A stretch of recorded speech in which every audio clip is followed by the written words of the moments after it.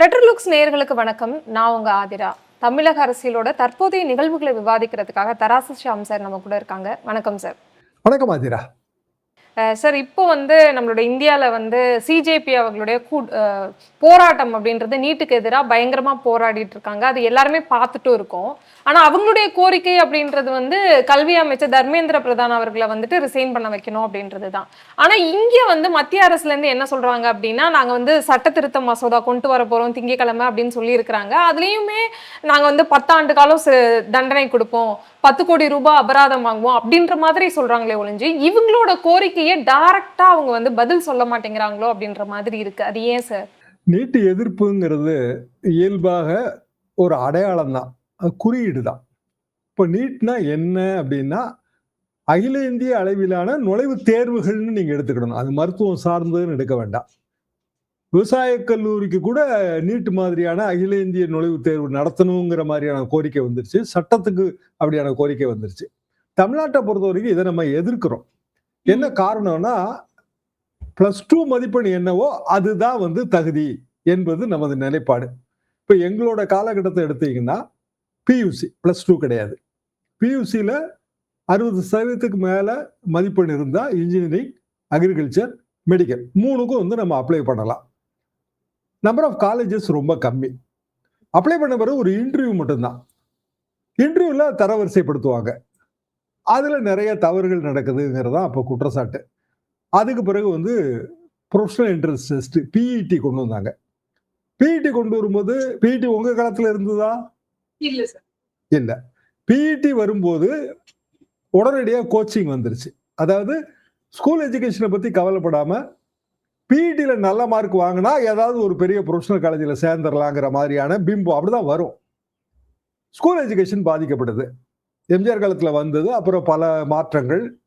Professional பிஇடில 50%, school எஜுகேஷன்ல 50%. இப்படியான ஒரு தரவரிசை பட்டியெல்லாம் தயார் செய்யப்பட்டது. எல்லாத்தையுமே நம்ம ஒழிச்சிட்டு, மார்க்கு என்பது அந்தந்த ஸ்கூல் லெவல், அந்த ஸ்கூல்ங்கிறது நம்ம பப்ளிக் எக்ஸாமா வச்சிருக்கிறோம் +2. அதுல தரவரிசை. இது நம்ம கிட்டத்தட்ட ஜெயலலிதா அம்மா காலத்துல இருந்து சக்சஸ்ஃபுல் மெத்தடுங்க. அப்போ வட இந்தியால இருந்த மாணவர்கள் அவங்க அகில இந்திய அளவிலான நுழைவுத் தேர்வுங்கிறதெல்லாம் விரும்பினாங்க. இப்போ அவங்களுமே அதை விரும்பல. ஏன் விரும்பல அப்படின்னா, 70% நமக்கு பப்ளிக் ஸ்கூல். பப்ளிக் ஸ்கூல்னா கவர்மெண்ட் ஸ்கூல். மொத்தம் 14 லட்சம் ஸ்கூல் த்ரூ அவுட் இந்தியா இருக்கு. 10க்கு 7 பேர் கவர்மெண்ட் ஸ்கூல்ல தான் படிக்கிறாங்க. தமிழ்நாட்டிலயும் அப்படிதான்.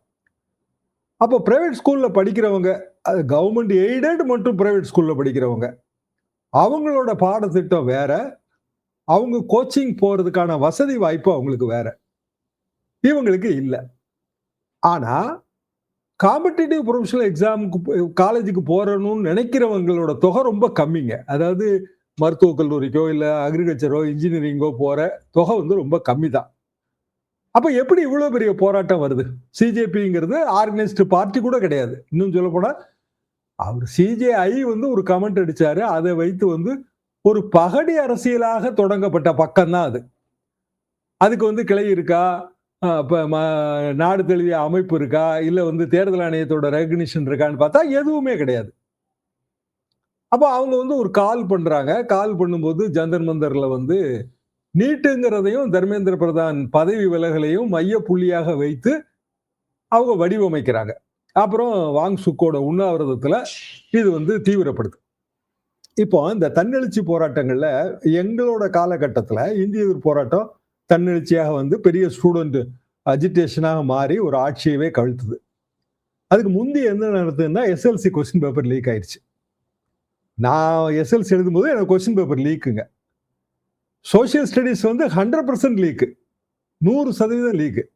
பெரிய அளவுக்கு அது நல்லா படிக்கிற பையங்களுக்கு ரொம்ப வருத்தமாகவும் வேதனையாகவும் இருந்துச்சு. ஆனா கோபத்தை வெளிக்காட்டுறதுக்கு வழி இல்லை. அப்போ இந்த மாதிரியான ஒரு பெரிய அமைப்புகள்லாம் கிடையாது. அப்போ எப்ப இந்திய எதிர்ப்பு போராட்டம் வந்துச்சோ அப்போ எங்களோட கோபம், அந்த கோபம் இதுல சேர்ந்தது. சோ எல்லா ஊர்களையும் அப்படியே தன்னெழுச்சியா அது இந்தி திணிப்புக்கு எதிரான போராட்டம். ஆனா பல்வேறு காரணங்கள். அந்த காரணங்கள்ல ஒண்ணு எங்களோட கொஸ்டின் பேப்பர் லீக், 2வது வேலையில்லா திண்டாட்டம். அண்ணாவோட படம் சொர்க்கவாசல்னு ஒரு படம் 50களில் வெளிவந்த படங்க. அதுல வந்து மதிவாணன் ஒரு கேரக்டர் வரும். இந்த மதிவாணன் வந்து ராஜாவை பார்த்து பேசுவார், அரசனை பார்த்து. சாலையோரத்தில் வேலையற்றதுகள் மனங்களிலே விபரீதமான சிந்தனைகள். வேந்தே இதுதான் கால குறி அப்படின்னு அந்த மதிவாணன் கேரக்டர் பேசும். அதுக்கு முன்னாடி என்ன சொல்லணும்னா, வேந்தே சர்வாதிகாரம் ஒரு காட்டு தீ, அது அனைவரையும் அழிக்கும், அப்படிதான் அது ஆரம்பிக்கும். எதுக்காக நான் சொல்ல வரேன்னா, போராட்டம், இளைஞர்கள் கோபம், போராட்டம் எல்லாமே அவங்களுக்கான வேலை வாய்ப்பின்மை, வறுமை, அப்புறம் வந்து நகர்ப்புறங்கள்ல வந்து இருக்கிற ஒரு கோபம். இப்போ நீங்க பீகார் மாதிரியான மாநிலங்கள்ல இருந்து பிழைப்பு தேடி எவ்வளவு பேர் தமிழ்நாட்டுக்கு வராங்க யோசிச்சு பாருங்க. இன்னும் சொல்ல போனாலும் பள்ளி இறுதியெல்லாம் தாண்டினவங்களே வராங்க. நீங்க கர்நாடகால போய் பாத்தீங்கன்னா நிறைய லாட்ஜஸ்ல தங்குமிடங்கள்ல எல்லாம் பணிபுரிகிறவங்க எல்லாருமே அவங்க தான். சொந்த ஊரை விட்டுட்டு ஒருத்தன் வந்து இவ்வளவு தள்ளி வந்து பணிபுரிந்து அந்த சம்பளத்தை வாங்கி தான் ஊருக்கு அனுப்பி பொழைக்கணும்னு நிலைமை இருந்தால் இந்த நாடு எந்த நிலைமையில இருக்கு? அப்ப அந்த கோபம் வருமா வராதா? இதுக்கு நீட் வந்து வடிவம் கொடுத்தது, சிஜேபி வந்து ஒரு வடிவம் கொடுத்தது. அப்போ இதுல அடிப்படையான காரணம் தர்மேந்திர பிரதான் பதவி விலகினா எல்லாம் சரியா போயிருமானா இல்ல. ஆனா அது வந்து குறியீடு. தர்மேந்திர பிரதான் பதவி விலகினால் அது அரசு பணிந்ததாக அர்த்தம். இளைஞர்களின் கோபத்துக்கு பணிந்ததாக அர்த்தம். அதனாலதான் பிஜேபி தயங்குது. அவர் பதவி விலக சொன்னா நம்ம பணிஞ்சு போயிட்டோம்னு அர்த்தமாயிருமே அப்படின்னு சொல்லி. அப்ப இது எதுல பிரதிபலிக்கும்? என்னோட கருத்து என்ன அப்படின்னா, தேர்தல்கள்ல பிரதிபலிக்கும். இப்ப தமிழ்நாட்டிலே நம்ம பார்த்தோம், ஒரு அர்பன் ஆங்கர் இருந்தது. ஆட்சி மாற்றம் ஏற்பட்டதா இல்லையா? அதை நம்மளால முன்பு உணர முடிந்ததா? தேர்தலுக்கு முன்பு உணர முடிந்ததா? இப்ப பேசிட்டு இருந்தாங்க, அங்கங்க தனித்தனியா சும்மா அப்படியே பேசிட்டு இருந்தாங்க அவங்களுடைய. பேசிட்டு இருப்பாங்க. அப்புறம் இளைஞர்கள் வந்து அவங்க கையில இருக்கிற மீடியா, சோசியல் மீடியா, அதுல வந்து அவங்க கோபத்தை வெளிக்காட்டிட்டு இருப்பாங்க. ஆர்கனைஸ்டா ஒரு போராட்டம் நடத்தப்படல. அப்படியான ஆர்கனைஸ்ட் போராட்டம் நான் சமீபத்துல பார்த்தது ஜல்லிக்கட்டு போராட்டங்க. அப்போ புதிய தலைமுறை சார்பா வந்து மெரினா பீச் அப்படியே டைரக்டா லைவ் பண்ணிட்டு இருந்தோம். அங்கேயே போய் பேசுவோம். அப்ப பணியாற்றின பலரும் வந்து இப்பவும் இன்னும் தொலைக்காட்சியில இருக்காங்க. நாங்க சீனியர் ஜேர்னலிஸ்டா பேசிட்டு இருந்தோம். அப்ப ஜல்லிக்கட்டு மாடு அடக்க போனவங்க நம்ம போராட்டத்துல ஈடுபட்ட இளைஞர்களா? கிடையாது. அப்ப சரி, ஜல்லிக்கட்டு பேன் ஆகி எவ்வளவு வருஷம் ஆச்சு? அது ஒரு 10, 12 வருஷம் ஆயிடுச்சுங்க.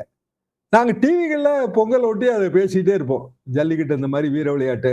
ஏன்னா என் காலகட்டத்துல நான் 1973, 74 சென்னையில ஜல்லிக்கட்டு நடத்தினேங்க. யாருக்குமே அது தெரியாது. அது மதுரையில ஜல்லிக்கட்டு. நான் வந்து வேளாண்மை நிபுணராக ஒரு நிறுவனத்துல பணியாற்ற போனேன். அந்த நிறுவனத்துல டாக்டர் KM சீனிவாசன் ஒருத்தருங்க. அவரு PhD. அவருக்கு வந்து ஜல்லிக்கட்டு அதை பத்தி அவர் கேள்விப்படுறாரு. நாங்க எல்லாருமே போய் பார்க்க போகும்போது அவங்க என்ன சொன்னாங்கன்னா, இது வந்து வெறுமனே வீர விளையாட்டு மட்டும் இல்லைங்க, இது வந்து நாட்டு மாடுகளோட இனப்பெருக்கத்துக்கு உதவியாக இருக்கிற நடமாடு ஜீன் பேங்க்னாங்க. அதாவது மரபணு வங்கி. ஒரு காளை அது பெரிய அளவுக்கு வந்து சக்சஸ்ஃபுல்லாகவும் அந்த காளை வந்து மிகப்பெரிய ஒரு கம்பீரத்தோடையும் இருக்கும்போது அந்த மரபணு பிற பசுக்களுக்கு போகும்போது நல்ல ஆரோக்கியமான கன்றுக்குட்டிகள் பிறக்கும். இதுதாங்க ஜல்லிக்கட்டுக்கு கான்செப்ட்னு ஒரு பெரியவர் ஒருத்தர் சொன்னாரு. இவரு ரொம்ப அசந்து போயிட்டாரு. ஆக்சுவலா என்னன்னா, ஜல்லிக்கட்டு முடிஞ்ச பிறகு இந்த காளைகளை எல்லாம் அவங்க ஊருக்கு கொண்டு போறாங்க. அப்ப வந்து இந்த செயற்கை முறையில கருத்தரித்தல், சினை ஊசி போடுற வழக்கம் கிடையாது. இதுதான் நடமாடு ஜீன் பேங்கா செயல்பட்டுச்சு. இவ்வளவு பெரிய விஷயமா? இதை வந்து நம்ம இந்த அருமை பெருமைகள் எல்லாம் எடுத்துட்டு போனோம் அப்படின்னு சொல்லி அவரே ஆர்கனைஸ் பண்ணி மதுரையில ஒரு ஜல்லிக்கட்டு. அந்த ஜல்லிக்கட்டுக்கு வந்து தங்க பதக்கங்கள், அதாவது அலங்காநல்லூர் ஜல்லிக்கட்டு மதுரையில ஷோவா நடக்குதுங்க. அதுக்கு பிறகு சென்னைக்கும் கொண்டு வரணும் அப்படின்னு சொல்லி இங்க சென்னைக்கு அதை நாங்க கொண்டு வந்தோம். 2 நாள் ஜல்லிக்கட்டு.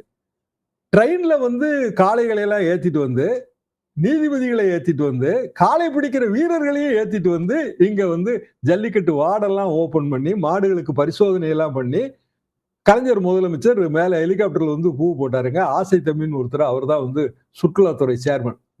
நானும் பழைய AIRல ஒரு ரொம்ப சீனியருங்க, துயிலி சுப்பிரமணியம், 2 பேரும் சேர்ந்து அதுக்கு நேர்முக வர்ணனை. நான் இப்ப சமீபத்துல வானொலிக்கு வயது 90ன்னு ஒரு நிகழ்ச்சி நடந்ததுங்க. இதெல்லாம் நான் அதை நினைவு கூர்ந்து பேசினேன். இப்ப பலருக்கு தெரியாத செய்தி. ஆனா அந்த ஜல்லிக்கட்டு சென்னையில நாங்க நடத்துறது சக்சஸ் ஆச்சானா ஆவல.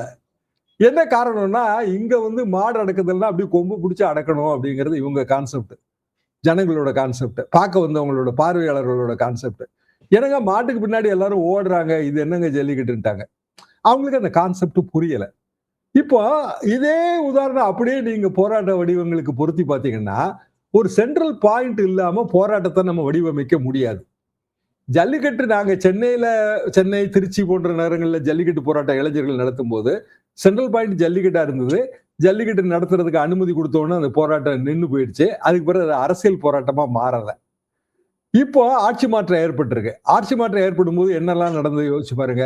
இளைஞர்கள் கோபம் இருந்துச்சு. அர்பன் ஆங்கர் இருந்துச்சு. அந்த கோபம் வந்து அப்படியே அவங்க பெற்றோர்களுக்கும் அத பாஸ் பண்ணாங்க. சைலன்ட்டா வந்து ஒரு பெரிய ரெவல்யூஷன் மாரி ஆயிப்போச்சு. யாருமே எதிர்பார்க்கல. ஒரு ஆட்சி மாறிடுச்சு. இன்னொரு புதிய ஆட்சி வந்துருச்சு. அப்போ போராட்டங்களோட முடிவுங்கிறது ஆட்சி மாற்றம் தான். ஓகே. ஆனா, அந்த போராட்ட களம் இருக்கு பார்த்தீங்களா? அந்த களம் வந்து ரொம்ப ஆக்ரோஷமா தெரியுது எனக்கு இப்போ. நான் பார்த்த போராட்டங்கள்லயே வந்துங்க, அண்ணா ஹசாரே போராட்டம் நான் பார்த்திருக்கிறேன். அண்ணா ஹசாரேவை நேர்ல போய் பார்த்தெல்லாம் பேசியிருக்கிறேன். இப்போதைக்கு நடக்கிற இந்த போராட்டம் தர்மேந்திர பிரதான் பதவி விலகணும்னு ஒரு கோரிக்கையோட நீட்டு நீட்டு எதிர்ப்பான ஒரு போராட்டங்கிறது ரொம்ப ஆக்ரோஷமான ஒரு போராட்டமா தெரியுது. உங்களுக்கு ஞாபகம் இருக்கும் ஒரு 4 வருஷத்துக்கு முன்னாடி பார்லிமெண்ட்டுக்குள்ள போய் 6 இளைஞர்கள் வந்து கலர் புகை குண்ட வீசிட்டாங்க. ஆமா, ஆமா. ம். Yellow canister. அவங்க யாரு? கோபப்பட்ட இளைஞர்களோட பிரதிநிதி தானே இந்த 6 பேரும். அவ்வளவு பெரிய செக்யூரிட்டி தாண்டி பெர்சனல் ரிஸ்க் எடுத்து தான் அவங்க வந்து அதை வீசினாங்க. அப்புறம் கைது ஒரு நிறைய பேருக்கு ஜாமீனே கிடைக்கலங்க. 2, 3 வருஷம் உள்ள இருந்தாங்க. இன்னைய தேதி வரைக்கும் வழக்கு நடந்துகிட்டே தான் இருக்கு. ஆனா இப்போ நடக்கிறது என்ன? இப்போ ஒரு பெரிய அளவுக்கான கோபம் அதை வந்து வடிவமைக்கக்கூடிய ஏதோ ஒரு வகையான ஆற்றல் அதுக்குள்ள வருது. நல்லா தெரியுதுங்க அது. அப்போ தர்மேந்திர பிரதான் பதவி விலகுனா இது வந்து ஆஃப் ஆகும். வாங்சுக்கோட உண்ணாவிரதம் நிறுத்தினதுனால மட்டும் இது ஆஃப் ஆகாது. ஏன்னா வாங்சுக் அப்புறம் பின்னாடி தான் வந்து ஜாயின் பண்ணிக்கிறாரு. இப்ப அண்ணா ஹசாரே வந்து ஜாயின் பண்ண மாதிரி ஒரு சமூக ஆர்வலர், அவருக்கு பாப்புலாரிட்டி இருக்கு. அவர் பின்னாடி வந்து ஜாயின் பண்ணும்போது ஒரு நேஷனல் அட்டென்ஷன் கிடைச்சிருச்சு. இப்ப வாங்சுக் தேவையில்லை. வாங்சுக்கே உண்ணாவிரதம் நிறுத்தினாலும் இதே நேஷனல் அட்டென்ஷன் இதுல கண்டினியூ ஆகும் இல்லைங்களா? ஆமா. அப்போ இது மோடி அரசுக்கான ஆபத்து வந்து எப்போ வரும் அப்படின்னா அவங்களுக்கு 2029 தேர்தல்ல தான். உடனடி ஆபத்து யாருக்கு வரும்னா உத்தரப்பிரதேசம், அப்புறம் வந்து மத்திய பிரதேசம், ராஜஸ்தான் இங்க எல்லாம் நடக்க போற சட்டமன்ற தேர்தல்ல உடனடி ஆபத்து வரும். ஓகே. பட் ஆனா இவங்க என்ன சொல்றாங்க அப்படின்னா, தர்மேந்திர பிரதான் அவர்கள் ரிசைன் பண்ற வரைக்கும் நாங்க இந்த போராட்டத்தை நிப்பாட்டவே மாட்டோம் அப்படின்ற மாதிரி தான் சொல்றாங்க. பட் பல நாட்களா இந்த போராட்டம் போயிட்டே இருக்கு. ஆனா மத்திய அரசு வந்து இப்போ திங்கட்கிழமை ஒரு சட்ட மசோதாவை எடுத்துட்டு வந்தாலும், இவங்க இன்னும் எவ்வளவு நாட்கள் கண்டினியூ ஆகுறதுக்கான வாய்ப்பு இருக்குன்னு நினைக்கிறீங்க சார்? இவங்க ஏன்னா இந்த தர்மேந்திர பிரதான் நாங்க ரிசைன் பண்ண வைக்க போறோமோ, இல்ல வந்து மத்திய அரசு நீங்க சொன்ன மாதிரி அடிபணிஞ்ச மாதிரி ஆயிடும். அவங்க சொன்னதை நாங்க சரி ஆமா ஏத்துக்கிட்டோன்ற மாதிரி ஆயிடும்ன்றதுக்காக இவங்க அதை பேசவே மாட்டேங்கிறாங்க. அந்த ஒரு விஷயத்தை இவங்க ஆனா ஒரு 4, 5 தடவை இவங்க கிட்ட பேச்சுவார்த்தை நடக்குது. இவங்க சிஜேபில இருந்து போய் பிஜேபி அங்க மீட் பண்றாங்க. அங்க இருக்கிற தலைவர்களை மீட் பண்றாங்க அப்படின்ற மாதிரி வருது. ஆனா எங்களுடைய கோரிக்கைகளை அவங்க ஏத்துக்க மாட்டேங்கிறாங்க அப்படின்ற மாதிரி சொல்றாங்க. இது இன்னும் எவ்வளவு காலம் போகும் சார்? சிஜேபிங்கிறது வெறுமனே நீங்க பார்ட்டியா பார்க்க போறீங்களா? இல்ல இல்ல சார், அது வந்து கோபமா பார்ப்பீங்களா? இளைஞர்களோட கோபம், இளைஞர்களோ எல்லாருமே சேர்ந்து அப்போ சிஜேபியோட லீடர் மத்திய அரசாங்கம் சொல்றதுக்கு சரின்னு சொல்லிட்டா போராட்டம் நின்றுமா? இல்ல. என்ன காரணம்னா அவரே யாரு? அவரே வந்து யுஎஸ்ல இருக்கிறாரு. ஒரு பெரிய அளவுக்கான இந்த சோசியல் மீடியாவை எப்படி பயன்படுத்தணும்னு தெரிஞ்சவரு. அப்படித்தானே அவரு ஒரு ஒரு சிஜிஐ கமெண்ட் பாஸ் பண்றாருங்க. அவர் ஒரு சோசியல் மீடியா பேஜ் கிரியேட் பண்றாரு. அதுக்கு வந்து கோடிக்கணக்கான ஃபாலோவர்ஸ் வந்து சேர்றாங்க. அப்புறம் அதை வந்து அவர் பொலிட்டிக்கல் மூவ்மெண்ட்டா கன்டினியூ பண்றாரு. இப்போ ஒரு இடத்துல அவங்க வந்து ஒரு நெருப்பை பத்த வச்சிருக்காங்க. அந்த நெருப்போட இயல்பான அதை அணையணும் அப்படின்னா தர்மேந்திர பிரதான் பதவி விலகினா தான் அதை அணையுங்க. இப்போ நீட்டு தேர்வு, நீட்டு வினாத்தாள் கசிவு, இதுக்கு வந்து பெரிய அளவுக்கு சட்ட திருத்தம் கொண்டு வர்றோம். சரி, அப்படி சட்ட திருத்தம் கொண்டு வந்த பிறகு நீட்டு வினாத்தாள் கசிஞ்சா நீங்க என்ன பண்ண போறீங்க அப்படின்னா, நீங்க வந்து திருப்பியும் வந்து இன்னொரு ரீடெஸ்ட் தானே வைக்க போறீங்க. சரி, தண்டனை பெற்று தருவீர்கள். அதனால மாணவர்களுக்கு என்ன லாபம் இருக்கு? வினாத்தாள் கசிவு ஒரு 10 பேரோ 20 பேரோ பண்றது பணத்துக்காக தானே பண்றாங்க. வினாத்தாளை கசிய விடுவது மூலமாக பல லட்சம் ரூபாய் வந்து வருமானம். இதுதானே பாயிண்ட். ஆரின் அதர் வேர்ட்ஸ் அவங்க திருடங்க. அப்ப திருடங்களை நீங்க வந்து முழுமையாக ஒழிக்க முடியுமா எந்த ஆட்சியிலையும்? அது அது காலங்காலமா இருக்கிற விஷயங்க. நான் சொன்னல எங்களோட காலகட்டம் 64, 65ல கொஸ்டின் பேப்பர் லீக்குங்க. SLC question paper leak. அப்போ இப்பவும் அது வரத்தான் செய்யுங்க. தமிழ்நாட்டுல லீக் இருக்கு, எல்லா இடத்துலயும் லீக் இருக்குங்க. என்னன்னா வெஸ்டட் இன்ட்ரெஸ்ட் வந்து இயல்பாக இதன் மூலமா நம்ம சம்பாதிக்க முடியுமான்னு பாக்குறது தான். நீங்க எவ்வளவுதான் சட்டம் போட்டாலும் அதை தடுக்க முடியாது. நீட்டு எதிர்ப்பை பயன்படுத்தி தமிழ்நாடு வந்து ஒரு ஸ்டாண்ட் எடுக்கணும். நம்ம ஸ்டாண்ட் என்னவா இருக்கணும் அப்படின்னா, கண்டிப்பாக கல்வி வந்து மாநில பட்டியலுக்கு வரணுங்கிறதா நம்ம ஸ்டாண்டா இருக்க முடியுங்க. இப்போ உதாரணமாக 76ல வந்து இந்திரா காந்தி அம்மா கல்வியை வந்து பொது பட்டியல் கொண்டு வந்தாங்க. அதுக்கு பிறகு மத்திய அரசாங்கத்துல எத்தனை முறை வந்து தமிழ்நாட்டு கட்சிகள் பங்கெடுத்தன? ஏன் வந்து அவங்க இதை வலியுறுத்தவே இல்லை? கல்வி வந்து மத்திய பட்டியல் இருக்கக்கூடாதுங்க, தமிழ்நாடு எவ்வளவோ முன்னேறிடுச்சு, கல்வி சிறந்த தமிழ்நாடு, மாநில பட்டியலில் தான் கல்வி இருக்கணும், பொது பட்டியலில் இருக்கக்கூடாது அப்படின்னு நம்ம வலியுறுத்துறோமா? இல்ல. அப்படி வலியுறுத்தாத வரைக்கும் 76ல ஏற்பட்ட தவறு 50 வருஷம் ஆச்சு. எல்லா மாநிலங்களும் இன்னைக்கு வந்து அவங்களோட ஆரம்ப பள்ளி, உயர்நிலை பள்ளியில ரொம்ப முன்னேறி இருக்காங்க. எதுக்கு இன்னமும் அது டெல்லி கட்டி அளணும்? அப்ப அது மாநில பட்டியலுக்கு மாறினா இதுக்கு பெர்மனன்ட் தீர்வு. அதை இன்னும் யாருமே வலியுறுத்துறதே இல்ல. ஆனா முதலமைச்சர் விஜய் அவர்கள் அதை சொல்லியிருக்காங்கல்ல சார், மாநில ஸ்டாண்ட் கரெக்ட். நான் நேத்து கூட மாலைமுரசு டிவில சொன்னேன். அது கரெக்ட். டிவிக்கு ஸ்டாண்ட் கரெக்ட். அதுதான் எங்க ஸ்டாண்ட் ஆரம்பத்துல இருந்தே. என்ன காரணம்னா அதுதான் வந்து இயல்பான தீர்வா இருக்க முடியும். சரி, விதிமுறைகளை எல்லாம் திருத்தி அப்புறம் வந்து லீக் எல்லாம் தடுக்கிற மாதிரியான ஒரு முறை. ஆனா நீட்டு தொடரும் அப்படின்னா நான் எதிர்க்கிறேன் அதை. என்ன காரணம்னா நமக்கு நன்மையே கிடையாது. அதுல 10க்கு 7 பேர் கவர்மெண்ட் ஸ்கூல்ல படிச்சுட்டு வரான். இந்த 7 பேரும் பிரைவேட் ஸ்கூல்ல படிச்சுட்டு வரவங்களும் எப்படி ஒன்னாக முடியும்? சரி, கோச்சிங்கே இல்லாம வந்து அகில இந்திய நுழைவுத் தேர்வை நம்ம கிராக் பண்ண முடியுமா? யாரா இருந்தாலும், அது அரசு பள்ளி மாணவராக இருந்தாலும் இல்ல தனியார் பள்ளி மாணவராக இருந்தாலும், கோச்சிங் இல்லாம நீட் மாதிரியான அகில இந்திய நுழைவுத் தேர்வுகள்ல நல்ல மார்க் வாங்க முடியுமா? சரி, நீங்க பாஸ் பண்ணா அதுல பத்தாது. நீட்டுக்கு வந்து இன்னைக்கு 170 180 தாங்க அடிப்படை பாஸ் மார்க். நான் 180 வாங்கிட்டேன். எனக்கு ஸ்டான்லி மருத்துவக் கல்லூரியில் சீட் கிடைக்குமா? கிடைக்காது. திருப்பி தரவரிசை பட்டியல், அதாவது யார் ஹையஸ்ட் மார்க் வாங்கினாங்களோ அதுல இருந்து ஆரம்பிச்சு கவர்மெண்ட் கோட்டா பூரா ஃபில்அப் ஆகும். அப்ப ஹையஸ்ட் மார்க் வாங்கணும்னா என்ன வழி? நல்ல கோச்சிங் இன்ஸ்டியூட்ல போய் சேர்ந்து லட்சக்கணக்கான ரூபாய் கொடுத்து படிச்சா தானே வாங்க முடியும். நான் வெறுமனே வந்து நானே எங்க அப்பா அம்மாட்ட கேட்டு இல்ல என் ஃப்ரெண்ட்ஸ் கிட்ட கேட்டு பரீட்சை எழுதுனேன்னா நான் எவ்வளவு மார்க் வாங்கிடுவேன்? ஆனா நான் வந்து இதுவே வந்து என்னோட ஸ்கூல் எஜுகேஷன் அப்படின்னா நான் 12 வருஷம் ஒரு பள்ளிக்கூடத்துல படிச்சிருப்பேன். அது கவர்மெண்ட் ஸ்கூலா கூட இருக்கலாம், தப்பு கிடையாது. 12 வருஷம் படிச்ச ஸ்கூல்ல வந்து என்னோட டீச்சர் எனக்கு வந்து என்ன சொல்லி கொடுக்குறாங்களோ அதை கிரகிக்கிற ஆற்றல் எனக்கு இருக்கும். இந்த மாணவனுக்கு ஏற்ற மாதிரி சொல்லி கொடுக்குற ஆற்றல் வந்து அந்த டீச்சருக்கு இருக்கும். என்னோட கற்றல் திறன் வேற. நான் ஒரு கிராமத்துல இருக்கிறேன். 2 ஏக்கர் 3 ஏக்கர் விவசாயம் பார்க்கிற ஒரு விவசாய குடும்பத்துல இருந்து வர்ற பையன் இல்ல பெண்ணு. என்னையும் நீங்க வந்து நகர்ப்புறத்துல டி நகர்ல வாழ்ற அல்லது வந்து டெல்லியில வாழ்ற அல்லது லக்னோல வாழ்ற ஒரு குழந்தையும் எப்படிங்க கம்பேர் பண்ணுவீங்க? அப்ப அடிப்படையிலேயே நம்ம தவறு பண்றோம். அதாவது கோச்சிங் இன்ஸ்டியூட்டை கொள்ளையடிக்க விடுறோம். அதை பச்சையா சொன்னா அதாங்க உண்மை. நீட் வந்து அல்தமஸ் கஃபீர் ஜட்ஜ்மெண்ட் தாங்க நீட்டுக்கு எதிரான கடுமையான ஜட்ஜ்மெண்ட். 2 judge 3 judge. அதுல அல்தமஸ் கஃபீர் வந்து ஜட்ஜ்மெண்ட் எழுதுறாரு. அவர் என்ன சொல்றாருன்னா நீட் வந்து கொடுமை, அது வந்து நம்ம அனுமதிக்கவே கூடாது. கிராமங்களுக்கு வந்து சொபிஸ்டிகேட்டட் டாக்டரும் தேவை, வெற்றுக்கால் டாக்டர் பேர்ஃபுட் டாக்டர்ங்கிற வார்த்தையை பயன்படுத்தி அவங்களும் தேவை. அப்போ வந்து இந்த நீட்டுன்னா சமுதாய ஏற்றத்தாழ்வுகளை வந்து அதை அதிகப்படுத்திடும் சொல்லித்தான் நீட்டை வந்து அவர் ரத்து பண்ணாருங்க. அப்போ ஒரு ஜட்ஜி டிசன்ட் ஜட்ஜ்மெண்ட் எழுதினாரு. அந்த ஜட்ஜி ரிவிஷன் பெஞ்சில் உட்காரும் போது ஒரு பெரிய குரூப், அது எல்லாமே வந்து கோச்சிங் இன்ஸ்டியூட் குரூப், அவங்க போய் அவர்கிட்ட போய் அது 2 கட்டானா ஒரு விஷயத்த சொல்லி மறுபெஞ்சு போடு வரைக்கும் நீட்டு தொடரும்னாரு. மறுபெஞ்சு இன்னை வரைக்கும் போட்டிருக்காங்கன்னு நினைக்கிறீங்க? இன்னை வரைக்கும் போடல. இன்று வரைக்கும் நீட்டு சம்பந்தமான இறுதியான முடிவு நீதிமன்றத்தால் எட்டப்படவில்லை. அதுக்குள்ள வந்து கவர்மெண்ட் வந்து ஒரு லாவை கொண்டு வந்துட்டாங்க. அப்போ அரசாங்கம் யாருக்கு ஆதரவா செயல்படணும்? எந்த அரசாங்கமா இருந்தாலும் ஏழை எளியவர்களுக்கு ஆதரவா தானே செயல்படணும். சாலையோரத்தில் வேலையற்றவர்கள் அவங்களுக்கு தானே ஆதரவா நீங்க செயல்படணும். இத்தனை லட்சம் நாங்க வந்து வேலை வாய்ப்புகளை கிரியேட் பண்ணிட்டோம்னு சொல்றீங்க. எதுக்கு வந்து பீகார்ல இருந்தும் கர்நாடகால இருந்தும், பீகார்ல இருந்து கர்நாடகாவுக்கு எதுக்கு வர்றான்? ஏன் வந்து மத்திய பிரதேசத்துல இருந்து வேலை வாய்ப்பு தேடி போறான்? ஏன் வந்து கல்கத்தாக்காரன் வந்துங்க வங்க மொழி பேசுறவன் பாவம் எந்த மொழியும் தெரியாது, அவன் வந்து வேற மாநிலத்துக்கு போய் உன்னைய தூக்கி நீ வங்கதேசத்துக்காரன்னு சொல்லி அவனை தூக்கி கொண்டு வந்து வங்கதேசத்துல கடாசி விடுறாங்க. சார் நீங்க சொல்லியிருந்தீங்க சார் இப்ப அரசு நுழைவுத் தேர்வுகள் எல்லாமே மாநில பட்டியல்ல வந்தா நமக்கு நல்லது அப்படின்ற மாதிரி நீங்க சொன்னீங்க. அப்பதான் இந்த மாதிரி இங்க இருக்கிற குழந்தையும் இங்க கிராமத்துல இருக்க குழந்தையும் டெல்லியில இருக்க குழந்தையும் ஈக்குவலா நம்ம வைக்கவே முடியாது அப்படின்றது ஒரு நியாயமான ஒரு விஷயம்.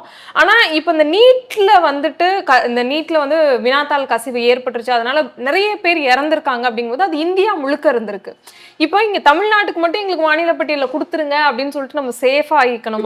இல்ல கான்ஸ்டிடியூஷன்ல வந்துங்க மத்திய அதிகாரங்கள் மாநில அதிகாரங்கள் 2 பிரிவு இருக்கு. பொதுப்பட்டியல் ஒண்ணு இருக்கு. 2 பிரிவும் அதிகாரம் செலுத்தும். ஆனா மத்திய அதிகாரம் உயர்ந்தது.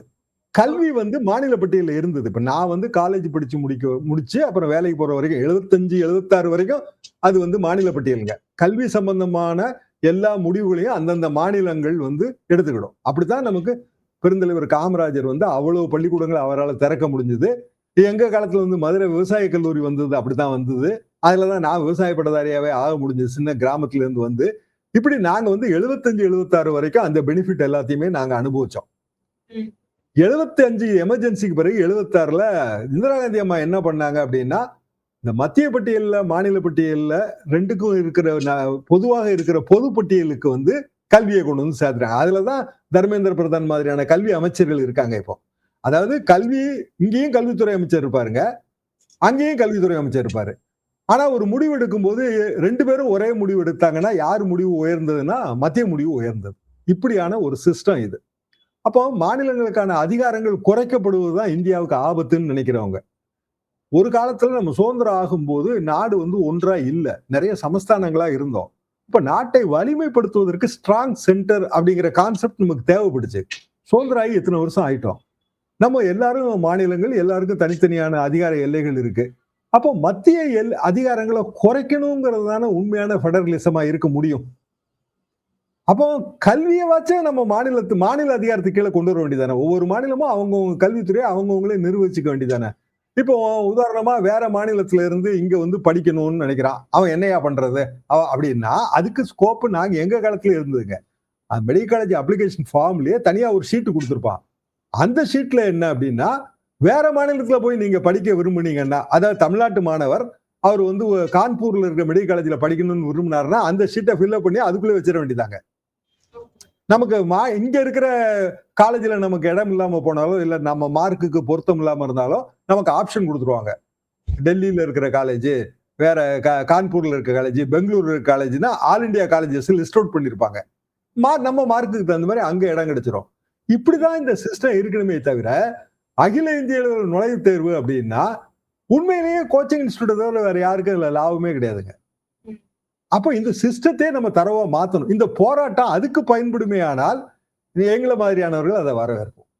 கண்டிப்பா சார். சார் இப்ப வந்து சென்னையிலயுமே வந்து இந்த நீட்டுக்கு எதிரான போராட்டம் அப்படின்றது நடக்குது. எல்லாருமே கேள்விப்பட்டிருப்போம். நிறைய பேர் அங்க போய் ஸ்டூடெண்ட்ஸ்க்கு வந்து சப்போர்ட்டா இருந்துட்டு இருக்காங்க. அதுல வந்து திரைப்பிரபலங்களும் நிறைய பேர் அங்க உள்ள போறதையும் பார்க்க முடியுது. இதை வந்து வேற ஒரு களமா மாத்துறதுக்கும் முயற்சி பண்றாங்களோ? ஏன்னா ஜென்சி டிஎம்கே டிஷர்ட் போட்டு ஒருத்தர் வந்தாரு, இதை வந்து வேற ஏதோ ஒரு அரசியல் விஜய் அவர்களுக்கு எதிராக வந்து அங்க பேசப்படுது அப்படின்ற மாதிரியான சர்ச்சைகளும் வருது. இதை பத்தி என்ன நினைக்கிறீங்க சார்? எந்த போராட்டத்திலயும் அப்படிதாங்க வரும். சரி, இந்திய எதிர்ப்பு போராட்டம் மூலமாக அரசியலுக்கு வந்து பின்னாடி அமைச்சர்களானவங்க பட்டியல் உங்களுக்கு எவ்வளவு வேணும்? நிறைய பேருங்க. விருதுநகர் சீனிவாசன் சபாநாயகர் ஆனாருங்க. காமராஜர் எதிர்த்து இண்டிபெண்டா நின்ற மாணவர் தலைவர் தான் அவரு. சுயேட்சையா தான் போட்டி போட்டாரு. திமுக எப்படி பயன்படுத்துச்சு அப்போ அண்ணா தலைமையிலான திமுக? காமராஜுக்கு எதிராக ஆள் நாங்க நிறுத்தல, ஆனா இவரை ஆதரிக்கிறோம். நாங்க எல்லாம் போய் விருதுநகர் சீனிவாசனுக்கு வேலை பார்த்தோம், மாணவர் திமுக. எப்போனா என்னோட காலேஜ் செகண்ட் இயர். அப்புறம் அவர் மேல ஏகப்பட்ட அலிகேஷன் வந்துச்சு. அவர் சபாநாயகர் ஆனாரு. அது தனி கதைங்க, ஃபெயிலியர் தான். எந்த ஒரு போராட்டம் நடந்தாலும் தங்களை தாங்களே முன்னிறுத்திக் கொள்ளணும்னு நினைக்கிற சக்திகள் உள்ள வரத்தான் செய்யும். மறுநாள் ஜல்லிக்கட்டு போராட்டம் நடந்துச்சு. ஜல்லிக்கட்டு போராட்டத்துல கடைசியில ஓபிஎஸ் வந்து அப்ப சிஎம். கடைசியில ஒரு சட்டமன்றத்தில் ஒரு படம் காட்டினாரு. அதுல வந்து தீவிரவாத தலைவர்கள் படங்களை எல்லாம் 4-5 பேர் வச்சுட்டு நின்றுட்டு இருப்பாங்க. இப்படி எல்லாம் இவங்க ஊடுருவிட்டாங்க, அதனால இந்த போராட்டத்தை கலைக்க வேண்டியதாயிடுச்சுன்னு ஒரு காரணம் சொன்னாரு. 1,00,000 பேர் கூடுற இடத்துலங்க ஒரு 10 பேரோ 20 பேரோ 30 பேரோ அப்படி இருப்பாங்க. அது வந்து அவங்களோட பாலஸ்தீன கொடியை வச்சுட்டு ஒருத்தர் இருக்கிறா அப்படின்னா, நீங்க லண்டன்ல ஹைடு பார்க் போய் பாருங்க. நான் பிபிசி என்னோட ட்ரைனிங் வந்து லண்டன்ல முடிச்சாங்க. ஹைடு பார்க் போய் அதுக்காகவே போறேன். அங்க ஒருத்தர் பாலஸ்தீன் கொடியை வச்சுட்டு தோல்ல வச்சுட்டு அவ பாட்டு பேசிட்டே இருப்பாங்க. ஒரு சோப் பாக்ஸ் ஸ்பீக்கர்னு பேரு. அதாவது ஒரு அட்டைப்பட்டி மாதிரி ஒரு மரப்பட்டி மாதிரி ஒண்ணு போட்டிருப்பாங்க. அங்கேயே போட்டிருப்பாங்க அங்க. அதுல ஏறி நின்று யார் வேணாலும் என்ன வேணாலும் பேசலாம். ஜவஹர்லால் நேரு அங்க பேசியிருக்காரு இந்திய சுதந்திரத்தை பத்தி. அதுதான் ஜனநாயகம். அதாவது நம்மள பிரிட்டிஷ்காரன் ஆள்றான். பிரிட்டிஷ் ஆட்சியை அகற்றணும்னு சொல்லி லண்டன்ல இருக்கிற ஹைடு பார்க்ல ஜவஹர்லால் நேரு போய் பேசுறாரு. அதை அலோவ் பண்றாங்க. இங்க நீங்க என்ன பண்ண நம்ம பனகல் பார்க்ல அப்படி ஒரு ட்ரையல் எடுத்து பார்த்தோங்க. இதே மாதிரியான சிஸ்டத்தை கொண்டு வருவோம்னு. அது எல்லாம் அரசாங்கம் வந்து விரும்புறதே இல்லை அதெல்லாம். அப்போ இங்க நடப்பு அரசு என்ன தவறு பண்ணுது? நடப்பு அரசு வந்து திருப்பி பழைய அரசு மாதிரியே வந்து இந்த மாதிரியான ஃப்ரீடம் அது ஒரு மாணவர்களை ஆர்கனைஸ் பண்ணி பேசுறத தடுக்க பாக்குறாங்க. அதுக்கு அவங்க என்ன காரணம் சொல்றாங்க? இல்ல திமுக வந்துருதுங்க, இதுல அரசியல் நோக்கம் வந்துருது. நான் அதை ஒத்துக்கவே மாட்டேன். என்னன்னா எல்லா காலகட்டத்திலும் இது இருந்திருக்கு. அப்படின்னா 65 இந்திய போராட்டத்துல காங்கிரஸ் கட்சி என்ன குற்றச்சாட்டு வச்சிருந்திருக்கோம்? இதே குற்றச்சாட்டு தானே வச்சிருந்திருக்கோம். சரி, நீங்க அரசியலா இதை பார்க்க போறீங்களா, இல்ல இளைஞர்களோட கோபமா பார்க்க போறீங்களா? இளைஞர்களோட கோபமா பார்க்கணும்னா நீங்க அவங்கள ஆற்றுப்படுத்தணும், சமாதானப்படுத்தணும். சமாதானப்படுத்தணும்னா ஒரே வழிதான், வளமான வாழ்வு உங்களுக்கு இருக்கு அப்படின்னு அவன் உணரணுங்க. சரி, திமுக ஆட்சி மாதிரி எப்படிங்க தாவேக ஆட்சி வந்துச்சு? திமுக ஆட்சி அவங்க எவ்வளவோ ஸ்கீம்ஸ் எல்லாம் சொன்னாங்க. சில ஸ்கீம்ஸ் நடந்திருக்கும், சில ஸ்கீம்ஸ் நடந்திருக்காது. அதுக்குள்ள கூட நான் போக விரும்பல. ஆனா ஏதோ ஒரு அர்பன் ஆங்கர் இருந்ததா இல்லையா? அது யாருக்கு தெரிஞ்சது? முதல்ல உளவுத்துறை எல்லாம் வச்சிருந்தாங்களா இல்லையா திமுக? அதே உளவுத்துறை அதிகாரிகள் தானே இப்பவும் இருக்காங்க இதே கவர்மெண்ட்லயும். அதிகாரிக்கு மாற்றமே கிடையாதுங்க. இந்திரா மாறினாலும் இந்திராணி மாறுறதே கிடையாது. அதே அதிகாரி தான், அதே உளவுத்துறை தான். திமுக ஆட்சியில் இருக்கும்போது வேற ரிப்போர்ட் கொடுத்திருப்பாங்க, தாவேக ஆட்சி இருக்கும்போது வேற ரிப்போர்ட் கொடுப்பாங்க, நாளைக்கு இன்னொரு சிஜேபி ஆட்சி வந்தா வேற ரிப்போர்ட் கொடுப்பாங்க. ஏன்னா அவனுக்கு அழிவே கிடையாதுங்க. யாருக்கு அழிவு வரும்னா அரசியல்வாதிக்கு தான். ஏன்னா அவன் 5 வருஷத்துக்கு ஒருக்கு ஓட்டு கேட்க போகணும், இல்ல 2 வருஷத்துக்கு ஒருக்கு ஒரு தேர்தல் வந்து அதுக்கு ஓட்டு கேட்க போகணும். ஜனங்க கேள்வி கேட்பாங்க. எல்லா கோபமும் ஜனங்களுக்கு வந்து நிவர்த்தி ஆகலைன்னா கோபமா தான் இருக்கும். அப்ப போராட்டத்துல ஊடுருவல் அதை நான் ஏத்துக்கவே மாட்டேன் எப்போதுமே. ஏன்னா ஊடுருவல் நடக்கத்தான் செய்யும். அப்ப இந்திய போராட்டத்தில் நடந்த வன்முறைகளுக்கு எல்லாமே மாணவர்கள் காரணமா? ஊடுருவிக்க மாட்டாங்கன்னா நீங்க நினைக்கிறீங்க? வாய்ப்பு இருக்கு. தாங்க செய்வாங்க. இல்ல பிரதம மந்திரி மோடி அவர்கள் வந்துட்டு இந்த ஒரு நேத்து இன்ஸ்டாகிராம்ல ஒரு வீடியோ போட்டிருந்தாரு. இந்த மாதிரி கண்டிப்பா நீட்டுக்கு எதிரா வந்து நாங்க ஒரு முக்கியமான சட்டத்தை வந்து நிறைவேற்ற போறோம் அப்படின்னு சொல்லிட்டு பேசிட்டுலாமே வந்து நீங்க மக்களோட தொடர்பு கொள்றதுக்கு எல்லா அமைச்சர்களும் இன்ஸ்டாகிராம்ல கண்டிப்பா ஆக்டிவா இருக்கணும் அப்படின்ற மாதிரி அவர் பேசியிருக்காரு.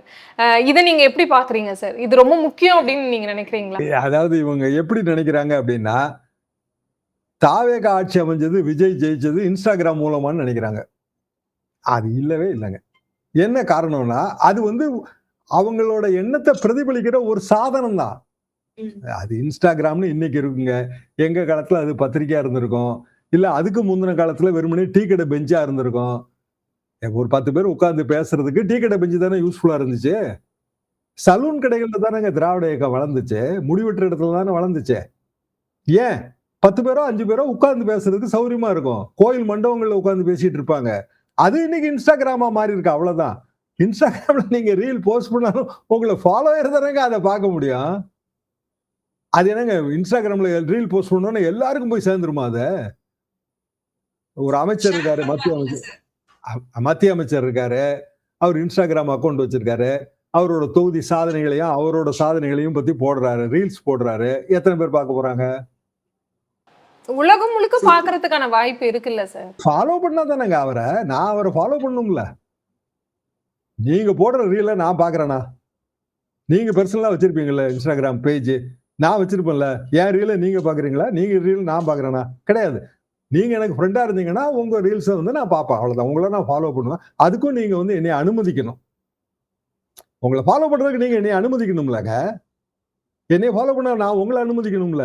அப்ப அது இல்லைன்னா தான் கதை முடிஞ்சு போச்சு, அங்கேயே விஷயம் முடிஞ்சுத. ஏங்க இன்ஸ்டாகிராமோ இல்லையோ ஜனங்க வந்து அவங்களே ஃபீல் பண்ணணும்.